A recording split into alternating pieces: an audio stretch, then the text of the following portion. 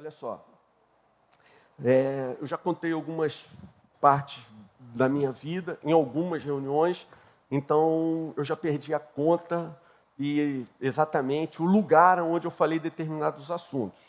Então, só para a gente unificar aqui o que eu vou falar mais adiante, eu queria repetir para vocês o seguinte: eu me converti na metade do curso de engenharia. Até o final do segundo ano, eu não era convertido. E foi uma história muito ruim, e eu não preciso repeti-la aqui. Mas depois que eu me converti, aí a coisa começou a mudar. Eu comecei a acertar a minha vida, querer ter uma vida reta diante de Deus, a buscar uma vida diferente. Fui muito apaixonado. Foi um tempo assim de... Fui muito apaixonado, não, mas porque dizer que fui quer dizer que eu não sou mais. Mas foi um tempo assim de uma busca muito intensa, porque para mim foi uma coisa muito radical. Algumas pessoas já nascem em lares evangélicos, em lares cristãos. E aí o que acontece é que essas pessoas, elas não conseguem dar o valor à sua vida que uma pessoa que veio de fora é capaz de dar. Uma pessoa que nasce na igreja, vive toda a sua vida sem se chafurdar no mundo, sem atolar o pé na lama lá fora, não consegue dimensionar o privilégio que tem de ter sido poupado por Deus de fazer isso, de ter essa vida tão ruim. A única vantagem de alguém que se chafurdou no mundo e depois se converte é que consegue perceber essa diferença grandiosa e dar um valor enorme, um valor infinito para a vida que passou a ter. Então, eu me converti na metade do segundo ano. Comecei a ter umas experiências com Deus muito fortes. E eu acredito que Deus dê àqueles que são novos convertidos algumas experiências assim, justamente para a gente se fortalecer. Então, logo que a gente se converte, nesse tempo, logo depois da nossa conversão, é muito comum a gente orar e ver logo em seguida Deus respondendo. Depois Deus vai amadurecendo o nosso coração, vai tratando com a gente de uma maneira diferente, mais madura, vai levando a gente a ter uma fé cada vez mais forte. Mas é muito comum que no início da nossa caminhada cristã, o Senhor responda às nossas orações assim com enorme rapidez.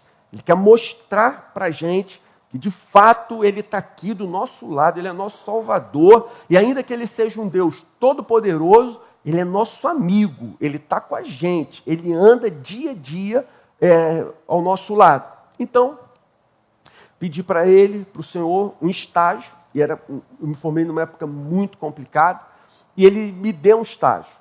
Só que esse estágio ficava lá em Campo Grande, e o único jeito de ir e vir, na ocasião, era um trem que parava na Central do Brasil.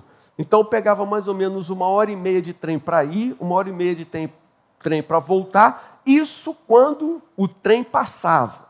Então, quando eu saía lá do meu estágio, numa fábrica depois de Campo Grande, eu ia para a estação de trem e ficava naquele deserto. Sabe esses filmes assim que você vê aquele bolo de capim rolando por cima de um trilho de trem? Era mais ou menos assim que eu ficava.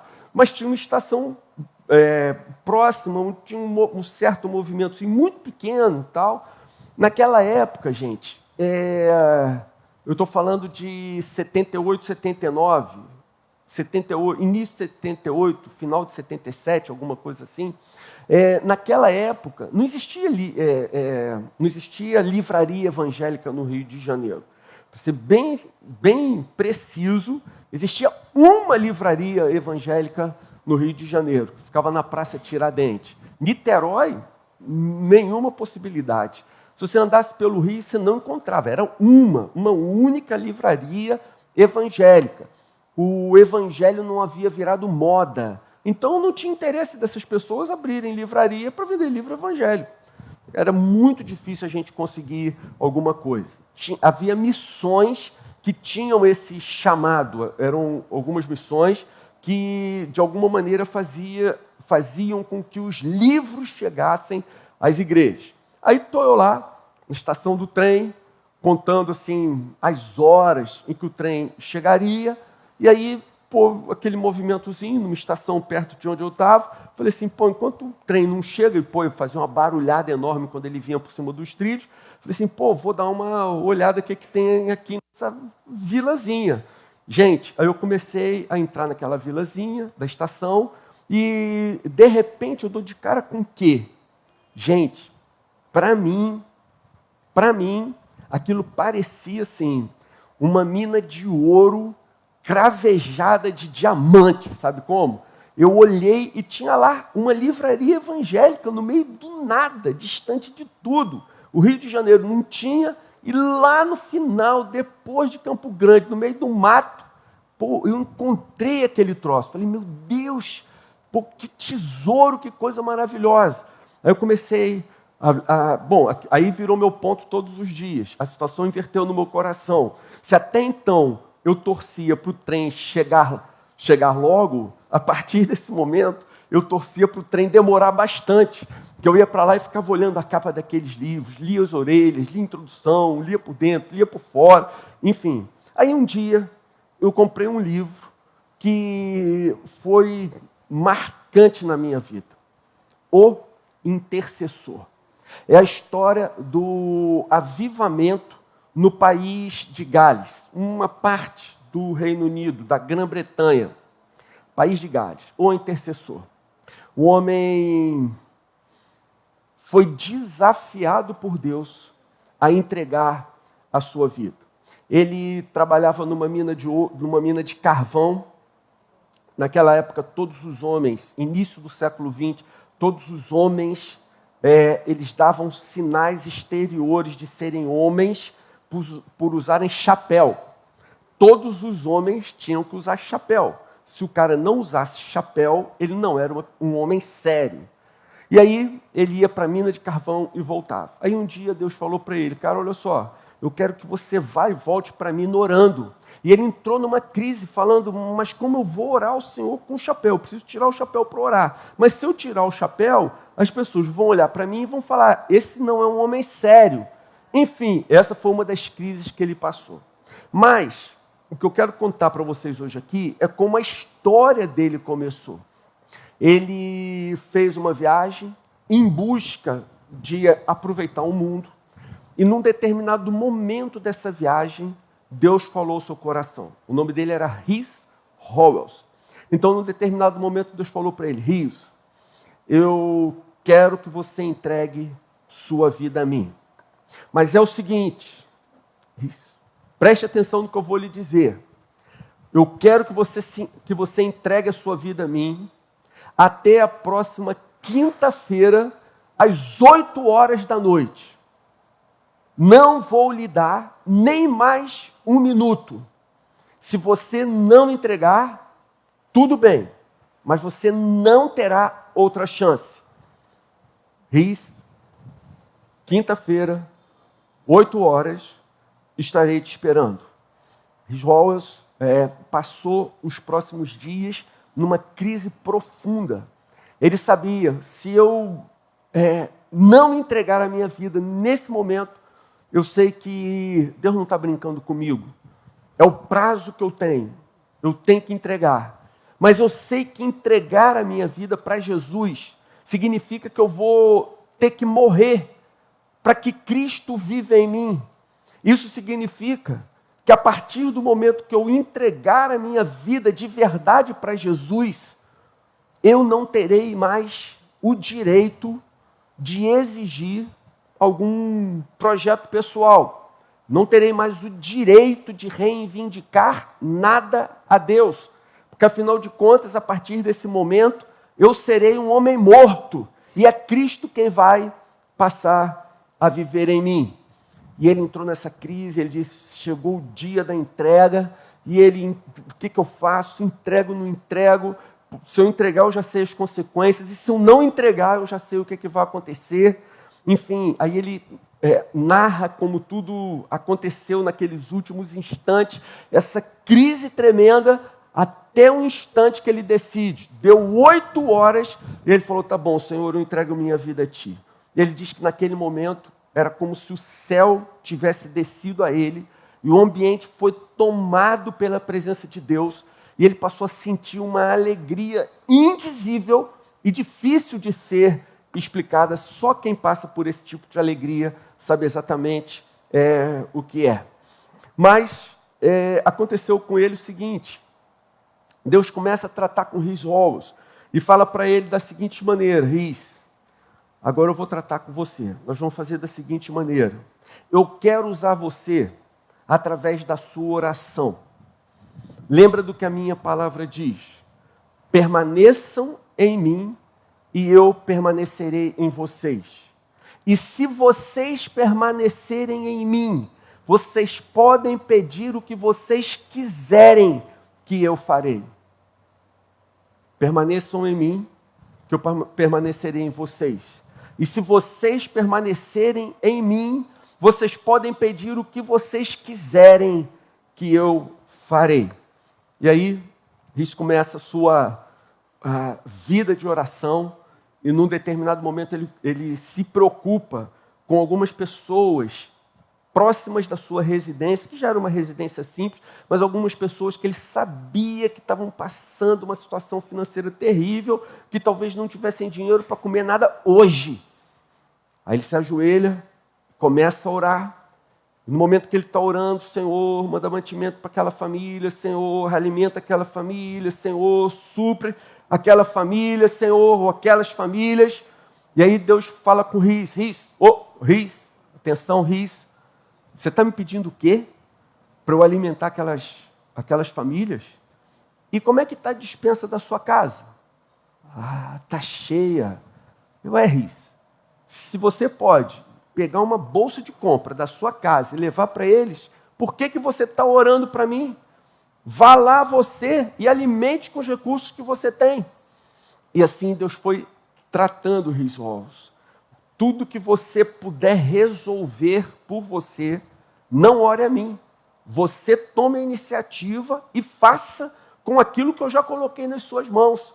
Mas Rhys foi respondendo ao Senhor, foi correspondendo ao Senhor, e aí chegou num nível, eu vou pular, claro, uma grande parte da história, mas chega num nível em que Deus diz para ele assim, olha, sabe, aquelas mulheres que ficam naquele bar da esquina, se embriagando, Rhys, eu quero que agora você passe para já que você foi fiel e obediente em todos os estágios que você passou, agora eu quero que você suba o último degrau da intercessão. Sabe aquelas mulheres que estão se embriagando dia após dia naquele bar da esquina? Pois bem, agora você vai alcançá-las única e exclusivamente por meio da oração. Não quero que você vá a elas para provê-las de nada. Não quero que você vá a elas para pregar o evangelho. Agora eu quero que você as alcance por meio da oração e apenas da oração. E ali Rhys começou a orar. Se aproximava do Natal e ele começou a pedir, Senhor, me dá aquelas mulheres, Senhor. Converte o coração delas. Faz com que elas conheçam o teu amor. Faz com que elas tenham uma experiência com o Senhor, que elas nasçam de novo. Senhor, traz elas aqui. Queremos vê-las quebrantadas na tua presença. Começou o culto de Natal. Mal começaram a cantar, a líder daquelas mulheres vem correndo à frente da igreja e se prostra, quebrantada, em prantos, pedindo perdão pelos seus pecados. Por que eu disse que esse foi o seu último estágio? Porque se agora apenas por meio da oração, sem a sua intervenção direta, ele consegue alcançar aquelas mulheres, e nesse caso Deus deu a ele o privilégio dele ver o resultado das suas orações, isso significa que ele pode orar por qualquer outra coisa, em qualquer parte do planeta, que ele vai ter a certeza e a convicção de que Deus está agindo lá. E assim ele fez. Aí tentei colocar algumas dessas coisas em prática na minha vida. Alguns irmãos da igreja tentaram ler esse livro, pararam em crise, dizendo, quando eu comecei a ler, eu falei assim, eu não sou crente, quem sou eu? Né? E chegaram a duvidar da sua fé, porque o livro é assim, é contundente. Eu só dei alguns exemplos para vocês. Mas, num determinado momento, eu tive uma experiência assim, meu sapato furou, e resumindo a história, eu não queria pedir nada para o meu pai, e desempregado, de tanto procurar um emprego, acabou que o meu sapato furou a sola. Eu falei, como é que eu vou continuar procurando emprego com o sapato furado? Furou mesmo, a meia que encostava no chão. E aí, num determinado dia, me ajoelhei, comecei a ler, caiu na minha leitura diária da Bíblia, o Sermão do Monte, em que Deus diz, buscar em primeiro lugar o reino de Deus e a sua justiça, e todas as coisas serão acrescentadas. Falei, Senhor, o Senhor é fiel, o Senhor sabe todas as coisas, o Senhor sabe que eu tenho te buscado desde que eu me converti, agora o meu sapato está furado e eu não quero pedir para ninguém, tem misericórdia, me ajuda. Algumas horas se passaram, naquela época existia uma loja no centro de Niterói chamada Mesbla, não sei quantos aqui ouviram falar dessa loja. Essa loja é só para os fortes. Os novos não a conheceram. Naquela época, eu brinco assim, porque naquela época não tinha essa coisa de estatuto de desarmamento. Então, tinha uma área da loja que era para vender arma. E tinha tudo que é tipo de arma lá. Não chegava a ser igual aos Estados Unidos, que tinha bazuca, esse tipo de coisa. Mas tinha, assim, rifle, espingarda, todo tipo de arma, pistola, enfim. Então, tinha uma galera que gostava de ir lá ficar admirando aquelas armas lá. Enfim. Bem, isso não tinha nada a ver com a nossa história. O que importa na nossa história é que meu sapato furou e eu lembrei, no dia eu li esse texto, coloquei isso diante de Deus.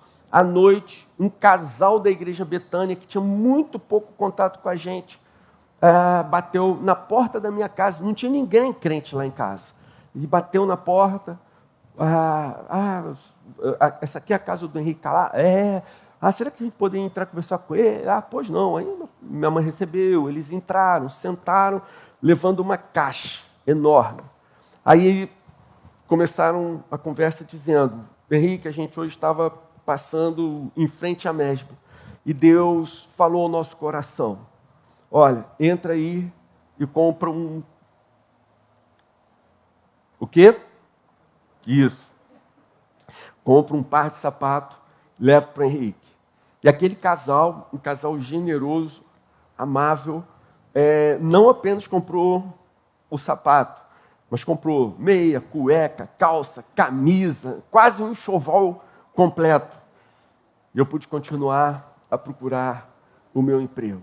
E ao longo da minha vida, eu tenho tido muitas experiências com Deus assim, em oração.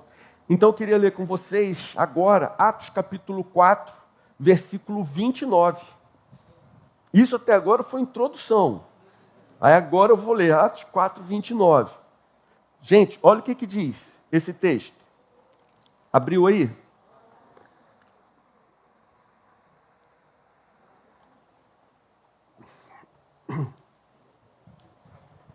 Atos 4, 29. Os judeus resistiam à pregação do Evangelho. Os discípulos, em alguns momentos, se amedrontaram, mas depois eles começaram a mudar a postura, a pregar o Evangelho. Tiveram mais um confronto em relação à pregação do Evangelho, e aí acontece isso que a gente vai ler agora. Então os discípulos oram assim, agora, Senhor, considera as ameaças deles e capacita os teus servos para anunciarem a tua palavra corajosamente. Então, olha qual a oração que eles fazem. Senhor, capacita os teus servos para anunciarem a tua palavra corajosamente. Estende a tua mão para curar e realizar sinais e maravilhas por meio do nome do teu santo servo Jesus. Aí, olha o que acontece no versículo 31.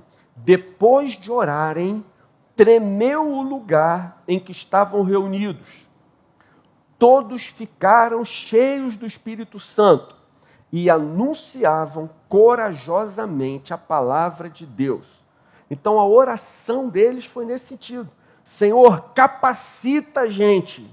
Senhor, capacita a gente para a gente pregar corajosamente a tua palavra. Gente, eu tenho certeza que à medida que a volta de Jesus se aproxima, à medida que o fim se abrevia, a gente precisa mais e mais dessa capacitação para a gente pregar o Evangelho. A gente precisa dessa capacitação para a gente dar testemunho. Nós precisamos dessa capacitação para nós resistirmos a tudo isso que o mundo oferece. Quantos aqui têm tantas vezes sido derrotados? Quantos têm se entristecido com o próprio coração porque não têm conseguido andar efetivamente em vitória diante de Deus? O pecado, na maioria das vezes, não nos leva a perdermos a salvação.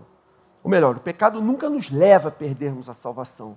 Mas na maioria das vezes, ele tira a alegria de nós sermos cristãos. O pecado tem essa característica. Dá talvez alguns instantes de prazer e depois horas, dias, quem sabe um longo tempo de tristeza, vergonha, em tantos casos, a dor. Então, sabe o que eu quero dizer para vocês? Não tem como nós sairmos vitoriosos, inabalados dessa batalha, se nós não formos capacitados de uma maneira sobrenatural pelo Espírito. Mas sabe o que é importante de você saber? É que Deus tem pleno conhecimento disso. Deus sabe disso. E Deus não quer que você seja derrotado. Deus tem prazer em fazer com que você tenha uma vida vitoriosa, com que você dê testemunho fiel, com graça, com alegria, na sua presença. Deus quer lhe dar essa capacitação. Deus sabe o que você tem vivido. Deus sabe o que a gente tem vivido. Nos dias atuais, é cada vez mais difícil essa luta contra o pecado que habita em nós, contra as seduções do mundo, se nós quisermos enfrentar isso, única e exclusivamente pela força do nosso braço, pela nossa força de vontade. Nós precisamos ser capacitados pelo alto. Você precisa receber essa capacitação. Algo muito parecido com esse texto que nós lemos aconteceu no norte da Inglaterra, num movimento que ficou conhecido como o avivamento nas Ilhas Hébridas. Veja, um dos pastores que testemunharam esse avivamento, que testemunharam esse movimento, se chama Duncan Campbell. Ele morreu em 1972. Então, ele relata como as coisas começaram nesse avivamento. Ele diz assim, olha, o culto naquela pequena igreja já havia terminado, mas as pessoas não querem voltar para casa. Permanecem em pé do lado de fora, em silêncio, pleno de tensão. Um jovem levanta um clamor e a congregação, movida pelo poder de Deus, volta para dentro do templo. Entendeu o que aconteceu? Quer dizer, houve um mover diferente naquela pequena igreja. Eles saíram, ficaram do lado de fora da igreja, mas não foram embora. Aí dentro da igreja, um jovem começa a levantar um clamor a Deus. E isso gera um mover do Espírito, de maneira que aquelas pessoas que haviam saído, agora todas elas retornam para dentro. Aí Campbell continua o seu relato. Ele diz assim, ó, uma coisa é gritar, cantar e falar de avivamento. Outra é um povo prostrado em terra, desejando ardentemente se relacionar com Deus. E quando isso acontece, nós não demoramos a ver o resultado em toda a nação. Então, aquelas pessoas fizeram um pacto solene e elas decidiram entre si o seguinte: não descansaremos, não cessaremos de orar, enquanto Deus não manifeste o seu poder sobre a nossa nação. Havia 30 pessoas naquele lugar. Aquele mesmo jovem, que havia começado o clamor, se levanta e ora. O mesmo jovem ora. Senhor, você fez uma promessa.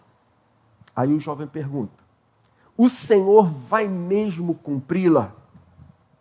Nós cremos que o Senhor é Deus fiel.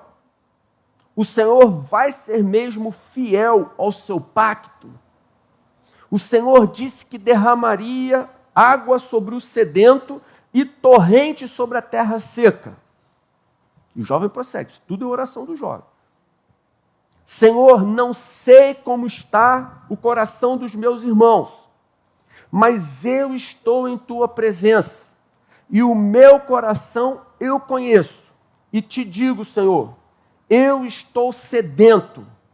Ó Senhor, estou sedento pela tua manifestação. Percebe? Ele não estava ali de uma maneira distraída. Aquele jovem não estava ali pensando no que ele faria depois daquela reunião. Ele estava consciente da sua realidade. Ele sabia que Deus poderia fazer muito mais de tudo que ele já tinha visto em toda a sua vida.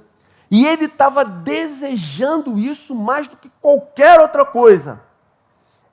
Então, o jovem conclui a sua oração dizendo assim: Senhor, antes de sentar-me, eu quero te dizer, Senhor, é a tua honra que está em jogo. Você consegue imaginar um jovem consciente da glória de Deus fazer esse tipo de oração? Então, Duncan Campbell, que assistia a tudo, disse, naquele momento, a casa tremeu como se estivesse sendo sacudida por um terremoto, fisicamente. Os pratos tiniram nas prateleiras, as pessoas começaram a gritar, é um terremoto. E a partir daí, irrompeu um grande avivamento. Gente, o que acontece num grande avivamento? Às vezes a gente fica preocupado com essa coisa, fala em língua, não fala em língua. E na última vez que eu estive no Gol, eu falei um pouco sobre esse assunto, e não vou repetir agora. Se você tiver interesse depois, dá uma escutada na mensagem, na última mensagem que eu falei no Gol. Mas o que é mais importante, de fato, num avivamento? Mais importante é que as pessoas são tomadas por uma intensa convicção de pecado. Sabe essas coisas que às vezes a gente faz, acha assim, pois é um pecadinho sem importância, Deus não está nem aí para isso. A gente tem uma convicção tão grande da glória de Deus, da sua santidade, de quem é o Senhor, que o mínimo pecado gera um desconforto insuportável no nosso coração. Esse é um dos principais sintomas de um avivamento para valer. É que vem uma convicção de pecado tão forte que nós passamos a ter horror ao pecado que nós consideramos mais brando possível, talvez um pecado que a Deus passe despercebido. Então essa é a principal consequência do avivamento. E aí, ainda no relato completo lá do Duncan Campbell, ele, num determinado momento, ele diz assim, ele reconhece e diz, o avivamento irrompeu, não porque eu, Duncan Campbell, que é um avivalista extremamente conhecido na história da igreja, o avivamento irrompeu não porque eu estava lá, mas porque Deus achou um jovem em quem ele pôde confiar. Deus achou um jovem que se atrevia a crer nas promessas de Deus. Você fica desconfortável quando ouve isso? Deus achou um jovem em quem ele pôde confiar. Por acaso você é um jovem assim? Deus, ainda hoje, eu posso afirmar a todos vocês, continua em busca de jovens em quem ele possa confiar. Será que aqui no nosso meio existem alguns assim? Você pode dizer, Senhor, eu creio. Ou Senhor, eu quero crer. Senhor, me ajuda na minha pequena fé. Olha que coisa interessante. Já há algum tempo eu venho fazendo uma lista que eu vou apresentar para vocês aqui agora. Jesus, claro, sempre o primeiro da lista, ele tinha 30 anos quando começou o seu ministério público. Aqui realmente não tem pessoas com 30 anos. Eu hoje estou com 61, então, para mim, 30 anos é um jovenzinho. A minha filha mais nova está chegando lá. Felipe está com 32, Pedro está com 35. Quer dizer, meus filhos já são maiores do que a idade com que Jesus começou seu ministério. Martinho Lutero tinha 34. Martinho Lutero tinha 34 anos quando ele pregou as suas 95 teses na porta da sua capela e causou toda aquela revolução que nós conhecemos até o dia de hoje. Alguns anos atrás, Deus me deu a oportunidade de conhecer o pastor Erlo Stegen. Erlo Stegen, ele tinha 32 anos quando irrompeu o avivamento na África do Sul. Gente, esse avivamento, então, se você tiver curiosidade um dia, dá uma lida. O avivamento na África do Sul, escrito por Erlo Stegen. Tudo começou quando Erlo Stegen tinha 32 anos de idade. 32. Você já ouviu falar do sermão Pecadores nas mãos de um Deus irado? Que quando o pastor terminou de pregar, as pessoas se agarravam nas colunas, nas paredes da igreja, porque tinham a sensação de que o inferno estava aberto e eles iam cair repentinamente, dentro de instantes, no inferno. Pois é, Jonathan Edwards tinha 32 anos quando pregou esse sermão. Apóstolo Pedro tinha 30 anos quando começou a seguir Jesus. Billy Graham tinha 30 anos quando ele começou a encher os estádios com milhares e milhares de pessoas para ouvi-lo pregar sobre Jesus. O apóstolo Paulo tinha menos de 30 anos quando ele se converteu na estrada de Damasco. Robert McKinney tinha 29 anos. Na verdade, ele morreu com 29 anos. Robert McKinney morreu aos 29 anos e ele deixou um enorme legado e, dentre eles, um avivamento na Escócia. David Wilkerson tinha 28 anos quando começou um trabalho fantástico nos subúrbios de Nova York. Quer saber a história de David Wilkerson? Compra um livro clássico chamado A Cruz e o Punhal. Don Richardson tinha 27 anos quando ele começou seu ministério em Papua Nova Guiné. Calvino tinha 26 anos quando ele terminou de escrever as Institutas da Religião Cristã, que é aquele toco de teologia, que é um dos maiores tratados de teologia de toda a história da igreja. 26 anos quando ele terminou. David Brainerd, ele tinha 26 anos quando faleceu, e ele também alcançou várias tribos no centro dos Estados Unidos pela pregação do Evangelho. David Brainerd, certa vez, ele começou a pregar. O único intérprete que havia para aquela tribo era um índio bêbado, mas o poder de Deus através de David Brainerd era tão intenso que o Espírito Santo veio sobre toda a tribo, apesar do seu intérprete estar completamente bêbado. Brainerd James Taylor, 26 anos, quando foi usado poderosamente no segundo grande avivamento americano. George Whitefield, já ouviu falar nesse nome? George Whitefield. George Whitefield foi outro grande avivalista do segundo avivamento nos Estados Unidos. Certa vez ele começou a pregar o sermão, uma pessoa deu um grito, morreu. Aí um temor veio sobre todos os presentes. Ele continuou falando, uma outra pessoa deu um grito, morreu. Irmãos, os sinais acompanhando o avivamento, percebe? É Deus que estava ali. As pessoas não ficam impunes na presença de Deus. Ele tinha 21 anos, quando ele já pregava para multidões de mais de 40 mil pessoas. 21 anos!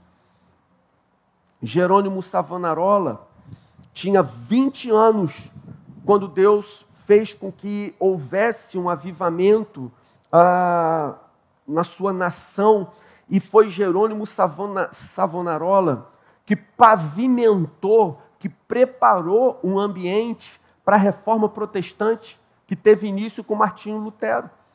Muita gente não ouve falar dele, mas da mesma forma que João Batista preparou o caminho para Jesus, Savonarola preparou o caminho para Martinho Lutero.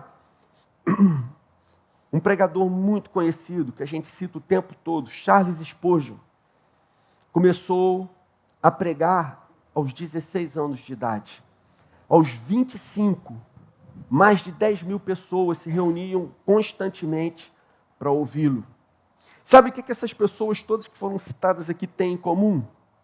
Todas elas eram jovens, algumas bem jovens, mas todas elas eram jovens quando Deus as usou com muito poder. Todas elas eram jovens quando Deus as usou para alguma grande obra, a maioria para um grande avivamento. E aí, eu arrisco dizer aqui o seguinte: por que Deus usa jovens para fazer obras assim? Por que Deus usa jovens para começar um avivamento? Eu acho que, em primeiro lugar, porque eles são jovens, são muito mais idealistas, no sentido de que o jovem tem mais facilidade de acreditar e perseguir um ideal. Segundo, o jovem viveu bem menos do que os adultos, e por isso ele ficou menos exposto ao mundo. Os jovens ficaram menos expostos ao mundo, ao pecado, às tentações. Por isso, eles ainda não foram tão corrompidos quanto os adultos foram. Os jovens tendem a ser mais simples, eles têm mais facilidade em confiar. E o jovem também não tem muito a perder. Talvez todo o seu patrimônio caiba na sua mochila.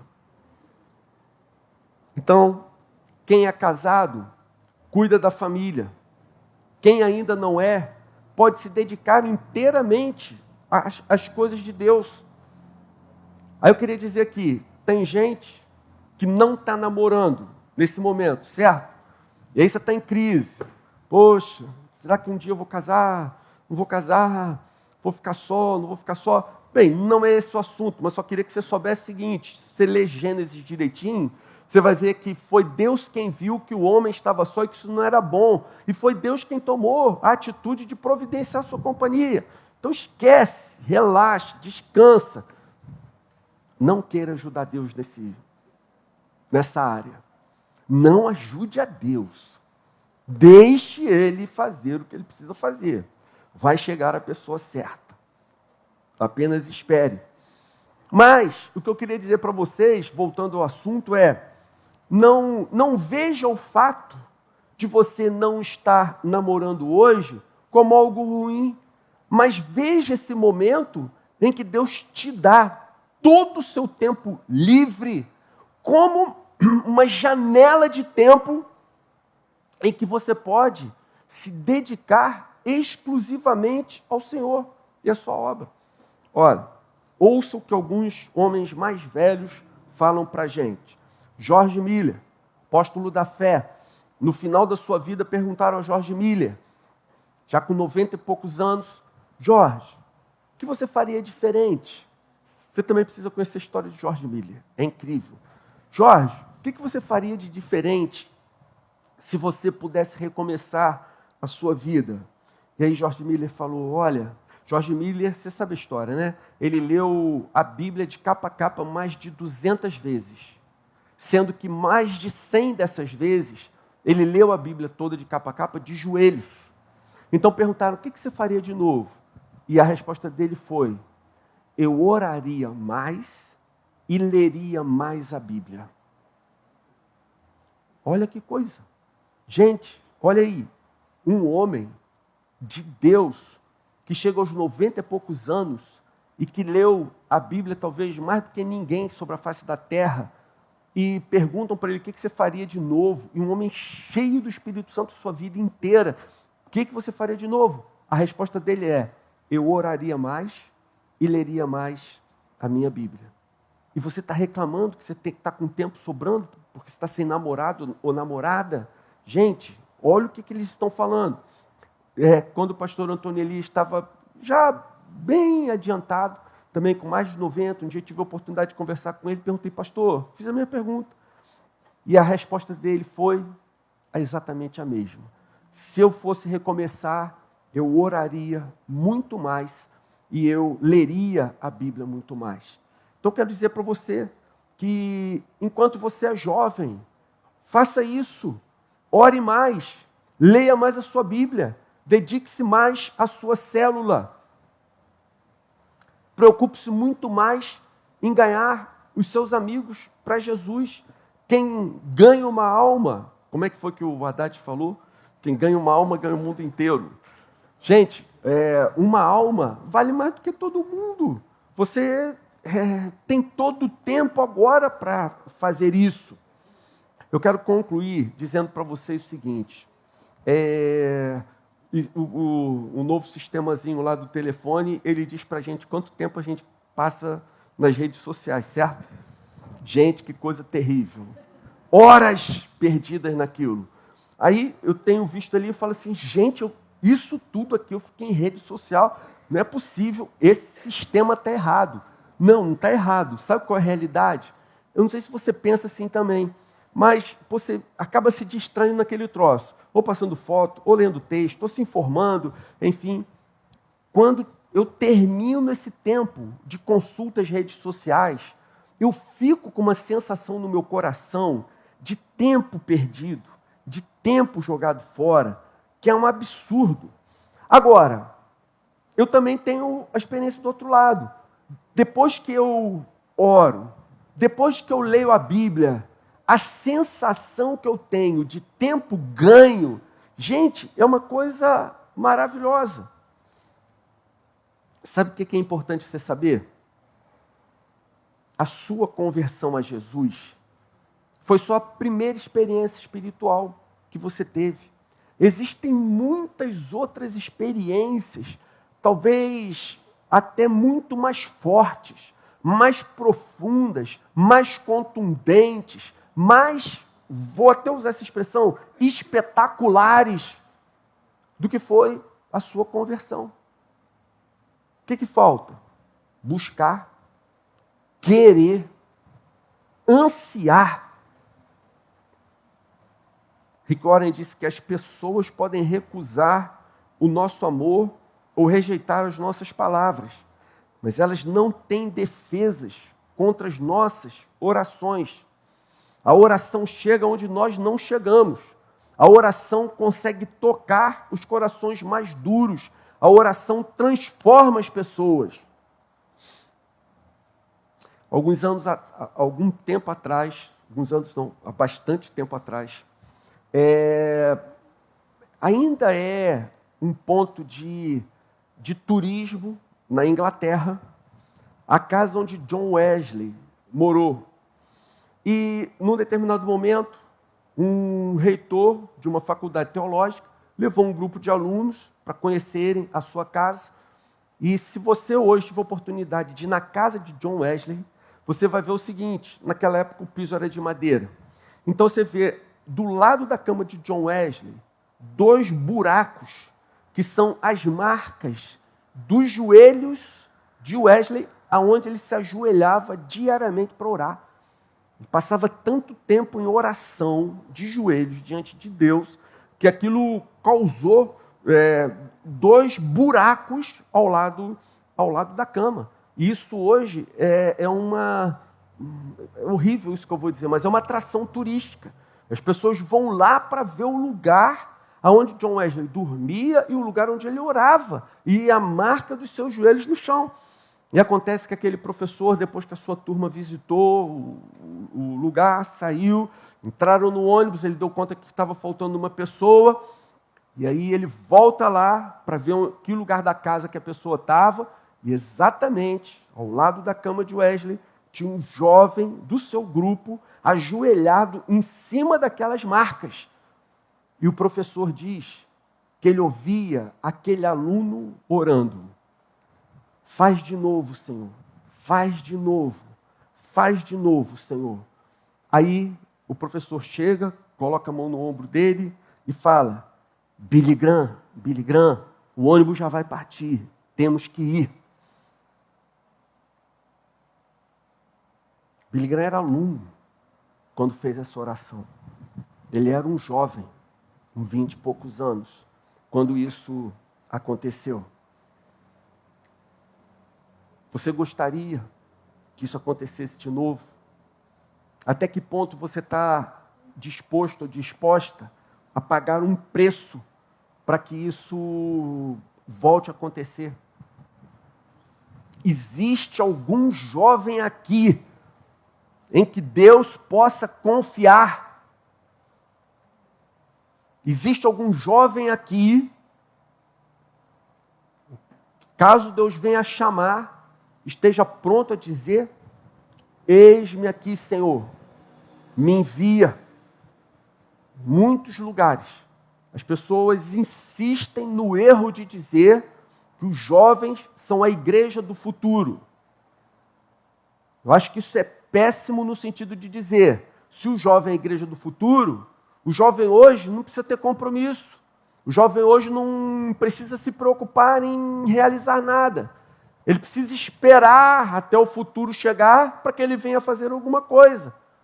Gente, nada mais falso e mentiroso do que isso. Nós vimos aqui, Deus usa os jovens. Deus quer usar os jovens. Deus continua em busca de jovens.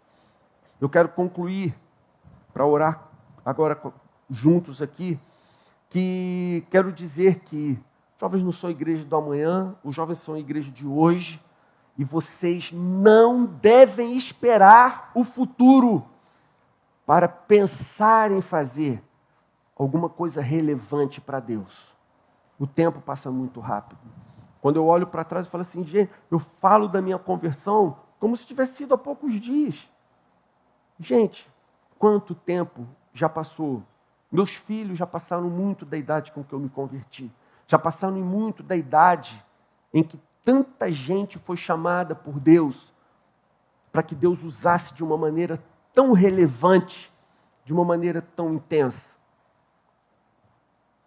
Quando a gente olha para a igreja do Hillsong, com tanta admiração, a gente fala assim, gente, que coisa. Mas em compensação hoje, a arrecadação financeira deles é tão alta, então eles podem fazer, tranquilo. Mas sabe o que a gente precisa considerar? Que quando eles começaram, eles eram um grupo de jovens desse tamanho, ou talvez menor do que esse. Mas aquele grupo de jovens que se juntou ao pastor Brian, eles falaram assim, não, nós estamos dispostos a pagar o preço de vivermos para Jesus, de termos uma vida coerente com a nossa fé. Nós queremos assumir esse compromisso. Assumiram. E aqueles jovens de um subúrbio na Austrália, completamente desconhecido, foi usado por Deus para causar um impacto que nós sabemos que o Hillsong causou e causa. Irmãos, só depende de nós. Só depende de nós. A gente pode decidir continuar vivendo a mesma vida que a gente leva, continuar nos mesmos pecados que a gente comete, esperando um futuro, quem sabe lá na frente eu faça alguma coisa, tome alguma atitude, mude, ou busque a Deus de uma maneira mais intensa. Sou jovem, tem muita coisa para aproveitar da vida. Mas aquelas pessoas que tiveram uma vida efetivamente relevante, que fizeram a diferença, elas sabiam, quem está chamando é o Senhor. Não há tempo a perder. Eu não posso esperar mais um instante sequer. Eu preciso cumprir o chamado de Deus para a minha vida. Vamos fazer uma oração? Senhor querido, nós precisamos ser capacitados pelo Senhor para pregarmos a Tua palavra com poder, para termos uma vida santa, vitoriosa, para darmos testemunho nesse mundo tão difícil, complicado, com tanta sedução, tanta oferta. Nós reconhecemos, Senhor, nós não vamos sobreviver se o Senhor não derramar sobre nós o Teu poder sobrenatural. Então vem, Senhor, ajuda a gente, causa em nós um enorme e profundo desconforto todas as vezes que pecarmos contra Ti. Senhor, o pecado mais brando incomoda a gente, envergonha a gente e ajuda-nos a vivermos em vitória, Senhor, na Tua presença. Não queremos esperar um dia chegar, quem sabe, casarmos, ficarmos velhos, para então acharmos que a partir daí faremos alguma coisa. Não, Senhor, queremos que toda a nossa vida seja dedicada a Ti. Cada instante dela seja dedicada ao Senhor. Ajuda-nos a vivermos assim, Senhor. Nós Te pedimos e agradecemos em nome de Jesus. Amém.